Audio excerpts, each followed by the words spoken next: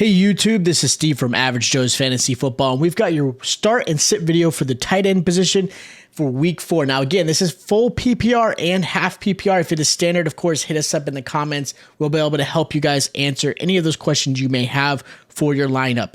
Also, if you guys are new to the channel, make sure you hit the subscribe button and that notification bell is on. And of course, like the video as well. That is greatly appreciated. So we're going to jump right into this. This is your obvious starting tight ends this week. There are just 3 of them. They should be starting pretty much no matter what the matchup is. You got Kelsey, Waller, and Andrews this week.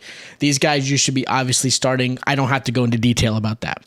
Now, the first tight end I have is a good start. It's going to be a David Njoku versus the Falcons. Now, Njoku had a great game last week, and the Falcons are allowing 20.4 points to the tight end position, as well as averaging a touchdown to the tight end as well.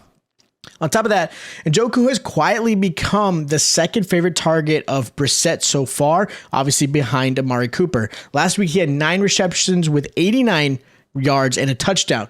Now, do I expect him to have that same type of performance? Probably not, but he is probably going to see 7 to 8 targets. He's probably going to get about 5 to 6 receptions and probably that 50 to 60 reception yard range. And if everything goes the way it should, he should get a touchdown as well, which would put you in a really good position with David Njoku. Now, he is dealing with an injury, so he did kind of pop up on the injury report a little bit later in the week, so that is something to keep an eye on, but I do like David Njoku's matchup this week against the Falcons, and again, the targets are going to be there. He is becoming that second favorite. Another tight end I like this week is going to be Robert Tonyan. It's going against the Patriots, who have allowed 18.4 points to the tight end, also averaging a touchdown per game to the tight end as well. On top of that, they're allowing 9 targets to the tight end. Just to the tight end alone, 9 targets. So Tonyan played really well last week. He had 7 targets his way with 6 receptions. He is going to be one of those targets for Aaron Rodgers because Aaron Rodgers is still trying to figure out his receiving core and who his go-to guys are. Tonyan's kind of that security blanket for him. And again, 7 to 8 targets is something that you're going to see probably realistically towards his way. And again, double digits for you as a tight end position. So the last guy I have as a good start is going to be TJ Hockenson. Now, Hockenson I normally would put as a normal startup, but this year has not been necessarily the same as years past, but they are going against the Seattle Seahawks, who have given up 14.4 points to the tight end. They're also allowing over 75 yards as well. So this is a good matchup. On top of that, being the fact that Swift and St. Brown are out of this game really puts a lot on Hockenson, Chark, Jamal Williams, Reynolds. So those are going to be your targets. So I really see this as a game that Goff is going to probably target Hockenson a little bit more than he normally does. And I wouldn't be surprised if he pulls up with 100 receiving yards and like 7 to 8 catches. So this is that game that if you have Hockenson, you've been waiting. Last week he had a touchdown to kind of help you out. This is probably that game that he should turn around and really give you a good performance. And maybe you may have to consider selling him high if he does. Now, as far as tight ends, I don't like this week. The first guy I have is going to be Tyler Higbee going against the 49ers, who are the best against the tight end. Now, of course, they're not going against the best tight end so far this season, but I am going to get backlash just because Higbee has been his Stafford's favorite target, but the 49ers have allowed only 2.4 points to the tight end.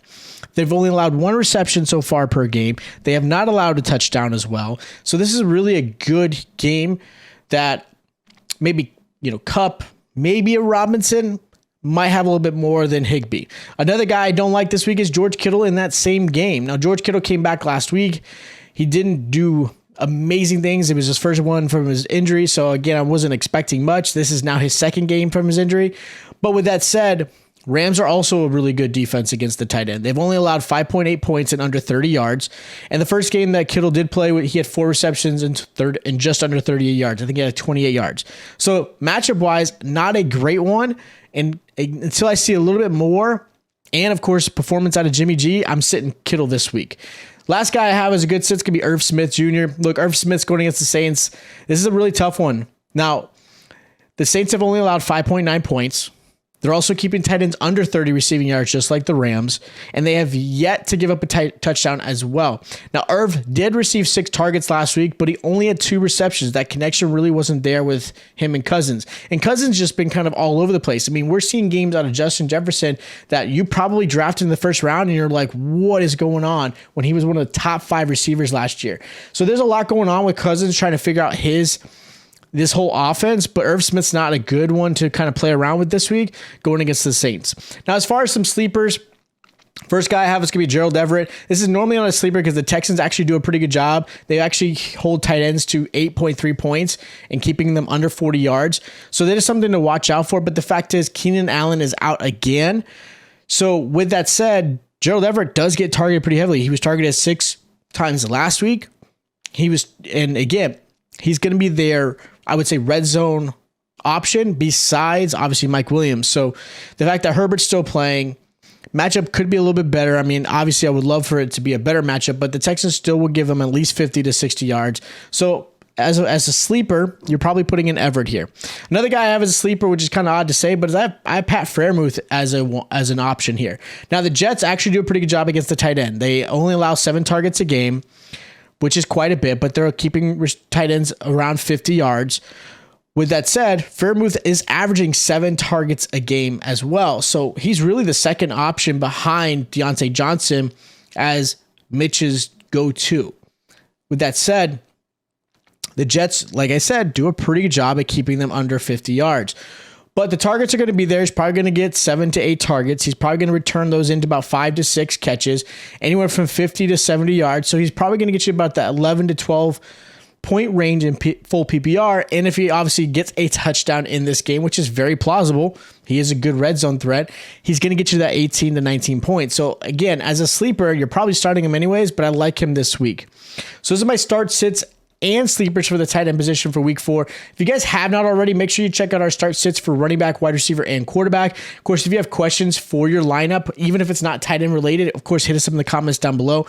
Again, if you enjoyed the content, make sure you hit the like button and that you are subscribed to this channel. That way you guys are going to get more information to help you guys with your fantasy. There is a game at 9:30. You got the Vikings and Saints. So 9:30 a.m. Eastern. Make sure your Westerners, you West Coast guys and girls are ready for your lineup. That way you guys are prepared for that. Again, make sure you check out our other start sit videos, and I'll check you guys next time.